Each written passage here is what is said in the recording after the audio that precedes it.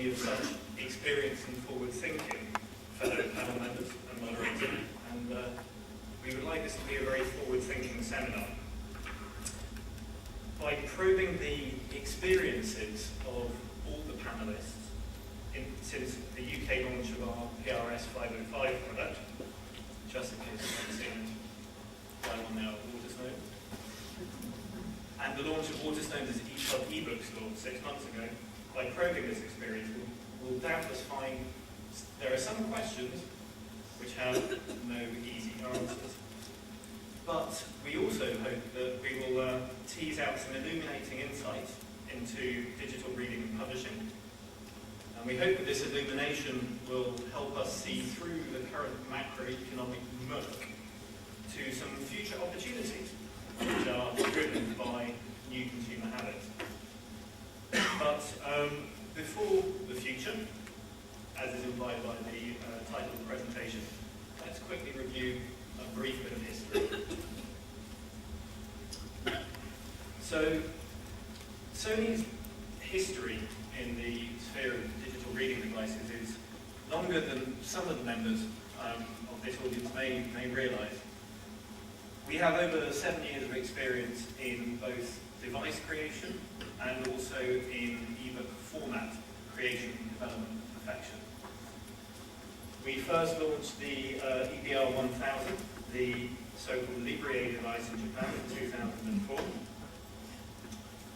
We've since moved on to the 3 launches in the US, firstly the PRS 500 in 2006, then we replaced this with a new device, the PRS 505 in 2007, and augmented our lineup with a new complementary model, the PRS 700, last year. We respect very deeply the unique power of reading as a human experience for entertainment and for education. And we also respect the heritage of print books and other print media. So our American business group, who are in charge of the reader device throughout the world, are committed to continuous innovation to enable more and more people to read more and more creative output and to build on the benefits of the printed page. So that's the global history. What was the story behind our UK launch? So the launch was planned for the end of 2008 summer holidays. Our objective was to make the PRS 505 a must-have experience by Christmas. And I do emphasise the word experience rather than product.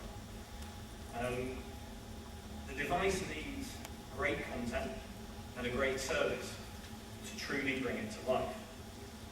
And unlike in the worlds of music and of film, Sony has no publishing IP other than some very voluminous construction manuals for a wide variety of devices. So we had to go through a learning curve to launch in the UK, which required some very strong UK industry collaboration, which Michael has alluded to. And this collaboration, this very cooperative spirit, allowed us to align the learnings that we all had to date and to produce a very compelling new business from the very word go. Despite, it must be said, some amazingly low consumer confidence at the time.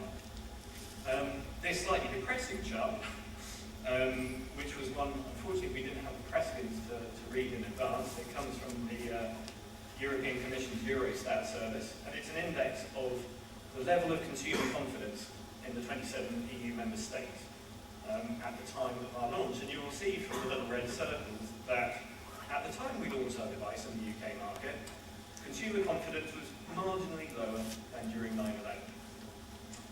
So a fairly challenging environment into which we brought a new product and proposition. But despite this, we were able, thankfully, to deliver a new consumer experience by bringing together the worlds of the device, the content, and the service. And the key players, for those of you who don't know, in overcoming the numerous challenges which are inherent in bringing a new proposition to market, included ourselves, Steve's organisation at Overdrive, and also wearing his other hat, the IDPF, who have championed and brought forward the ePUB format. Neil's organisation, Waterstones, who have been nothing short of brilliant in providing in-store and online execution. And where would we be without, as I said, the most compelling content available? So Genevieve's Penguin Group, Random House, HarperCollins, too many other publishers to mention, all united with one common date, the 4th of September last year, to bring this proposition to market. And the good news is that both our hardware sales and Waterstone's ebook sales have exceeded the most optimistic expectations right from the word go. ePUB as a file format has immediately and effectively become de facto UK consumers' ebook format of choice, as many other device manufacturers have since realised.